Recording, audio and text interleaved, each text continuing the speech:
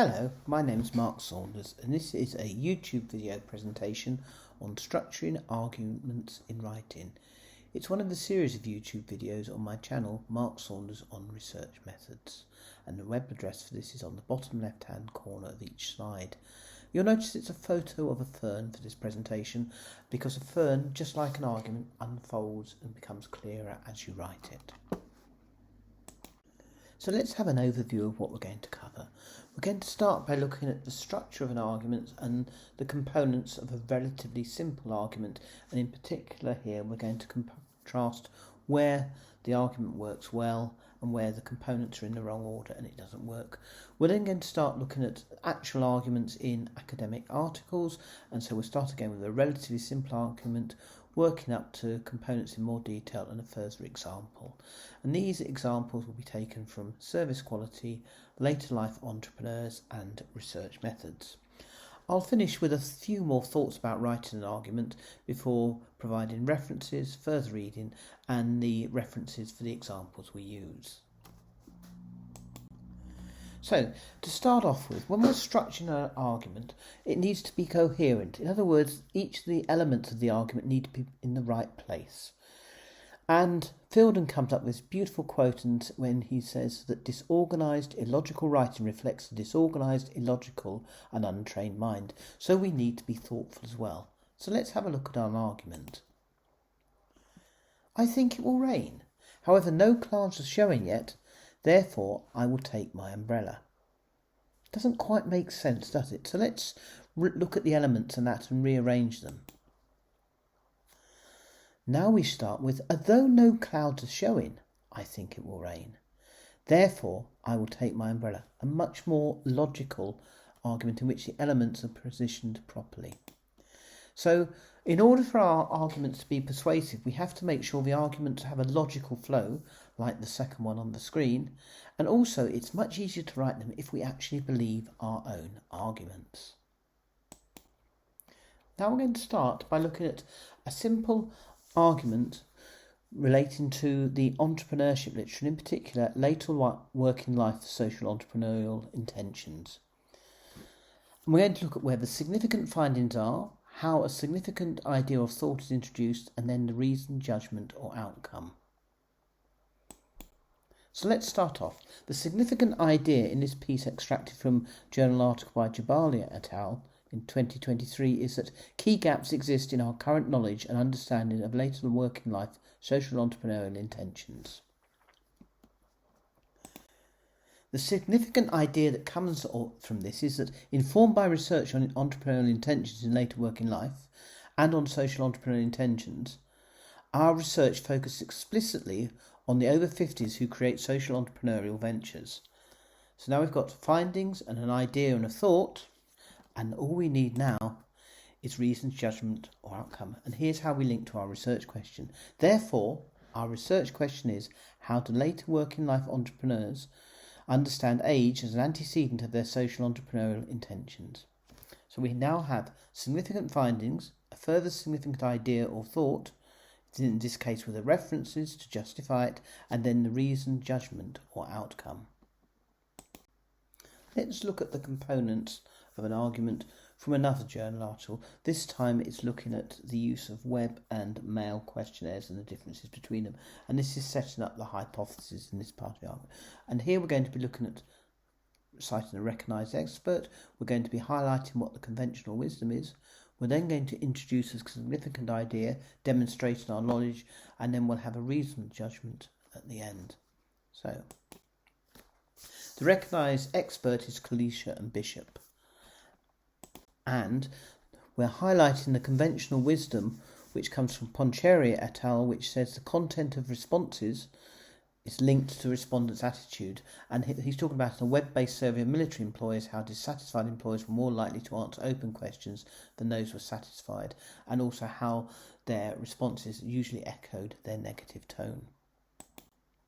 The significant idea coming out of this study, which shows our knowledge as well, is that the study highlights the need for research considering factors that may affect the likelihood and tone of respondents' comments. And then based on that, our reasons, judgment or outcome is the final research question which we list there, which was, to what extent do rates, length and content of open question responses differ between web-based service and mail-based surveys? One further example to look at now, and this example comes from service quality. And we're going to start off with this one by looking at the significant idea. And the significant idea in service quality is the idea of a ServQual, where we measure the gap between a service user's perceptions and expectations using a series of standardized dimensions to characterize the service. And this significant idea comes from the recognized expert persuasive et al. From 1985, so it's quite an old paper now. We then demonstrate our knowledge and the question conventional wisdom at the same time. The phrase notwithstanding shortcomings of conceptualizing service quality in this manner shows we are questioning conventional wisdoms right away. And then we show our knowledge by saying that these are recognised, for example, in the ServQual debates. This is debating about the utility of ServQual, and we give references to which were appropriate at the time the paper was written, which was in 2006. We then, on the basis of this, make a reasoned judgment where we say the use of disconfirmation approach is widely reported in the literature. So we've got the significant idea with a recognised expert, and then we show our knowledge about what they said, but at the same time we question that conventional wisdom about ServQual debates, bringing in Carman et al. And also Cronin and Taylor, and then we actually generate a reasoned judgment at the end.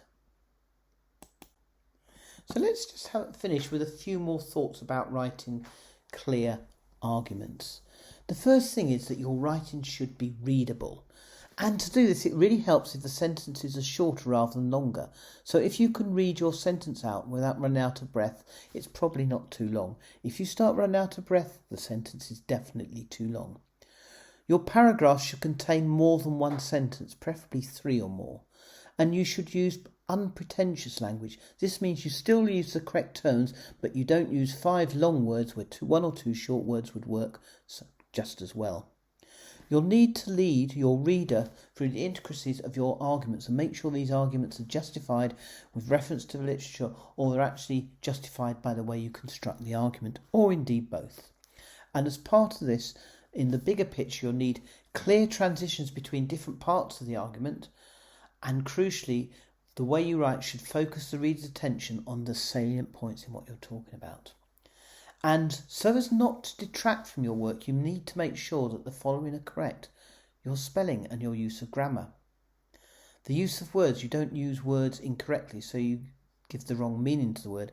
And finally, you reference things correctly and fully.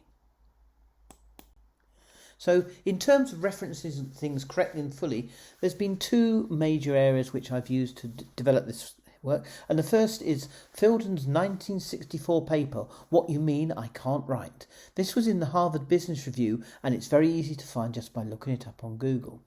Then, as usual, I've referenced the book I wrote with Phil and Adrian, Research Methods of Business Students, and we talk about writing clear arguments here in both chapters 3, that's the one on literature review, and chapter 4, which is the one about writing up your project report. The examples were taken from work by myself, Zeneb Jabali and Maria Laura Di Domenico on social entrepreneurial intentions in later working life. Then there was work on web versus mail by myself, looking at the influence of survey distribution mode on employees' responses. And finally, in relation to service quality, work with my good friend Christine Williams, where we looked at developing the service template from measurement to agendas for improvement. And this was in the Service Industries Journal. I hope you found this video presentation useful. If you have, please do think of subscribing to my YouTube channel, Mark Saunders on Research Methods. You'll find a fair number of videos there, and I'm working on increasing the number every single week.